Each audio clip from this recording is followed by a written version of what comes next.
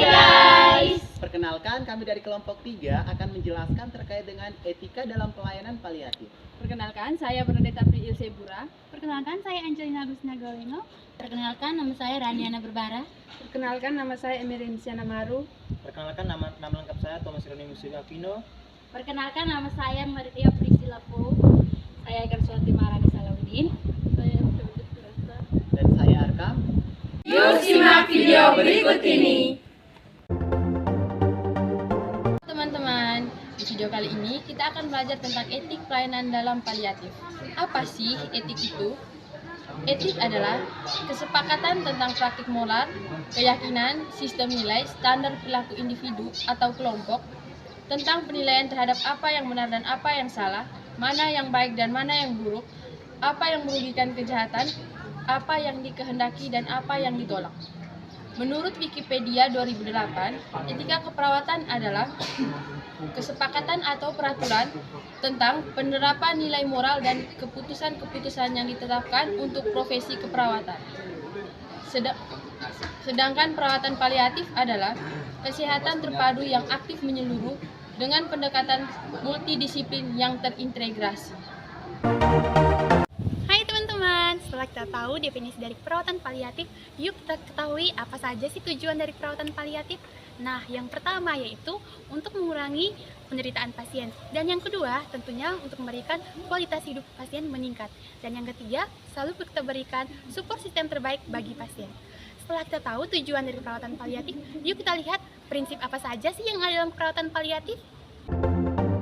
Prinsip-prinsip etik dalam pelayanan paliatif yang pertama, autonomi atau otonomi. Prinsip otonomi didasarkan pada keyakinan bahwa kita sebagai seorang perawat harus berpikir logis dan dapat mengambil keputusan sendiri. Oleh karena itu, sebagai seorang perawat dalam pelayanan paliatif, kita harus menghargai hak-hak pasien dalam perawatan dirinya sendiri.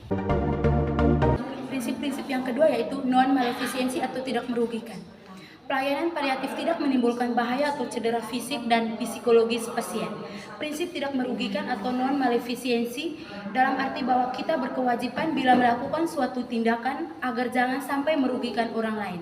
Prinsip ini nampaknya sama dengan salah satu prinsip dari Hippocrates yaitu premium non care, yang berarti bahwa yang terpenting adalah jangan sampai merugikan. Prinsip yang ketiga, benefisiensi atau berbuat baik. Benefisiensi berarti mengerjakan segala sesuatu dengan baik atas dasar kepentingan pasien dan memberikan keuntungan bagi pasien. Prinsip yang keenam yaitu prinsip veracity atau kejujuran. Prinsip ini berarti penyampaian dengan kejujuran dan kebenaran dengan bahasa dan tutur kata yang baik dan sopan, tidak berkesan menggurui. Nilai ini diperlukan oleh pemberi pelayanan kesehatan untuk menyampaikan kebenaran pada setiap pasien dan untuk meyakinkan bahwa pasien sangat mengerti. Veracity berhubungan dengan kemampuan seseorang untuk mengatakan kebenaran. Informasi harus menjadi akurat, komprehensif, dan objektif untuk memberikan pemahaman dan penerimaan informasi dan mengatakan yang sebenarnya kepada pasien tentang segala sesuatu yang berhubungan dengan keadaan dirinya selama menjalani perawatan. Prinsip etik yang kelima itu justice atau keadilan. Sebagai seorang perawat dalam pelayanan kesehatan, paliatif harus berlaku adil terhadap semua pasien tanpa membeda-bedakan pasien yang satu dengan pasien yang lain. Karena semua pasien itu harus memperoleh pelayanan kesehatan yang sama. Prinsip yang keenam adalah confidentiality atau kerahasiaan. Aturan dalam prinsip kerahasiaan ini bahwa informasi tentang pasien harus dijaga privasinya. Jadi, kita sebagai pelayanan paliatif harus dapat menjaga prinsip kerahasiaan pasien. Tidak ada seorang pun dapat memperoleh informasi tersebut kecuali jika diizinkan oleh pasien dengan bukti persetujuan. Dan yang terakhir adalah akuntabilitas. Prinsip ini berhubungan erat dengan fidelity, yang berarti bahwa tanggung jawab pasti pada setiap tindakan dan dapat digunakan untuk menilai orang lain. Akuntabilitas merupakan standar yang pasti, yang mana tindakan seorang relawan dapat dinilai dalam situasi yang tidak jelas atau tanpa terkecuali.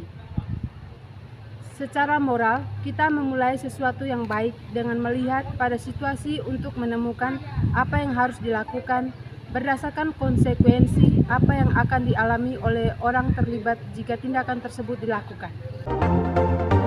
Jadi kesimpulannya, perawatan paliatif itu bukan hanya sekedar menyembuhkan si penderita atau pasien, melainkan juga keluarga. Jadi kita seorang perawat harus selalu memberikan support system terbaik.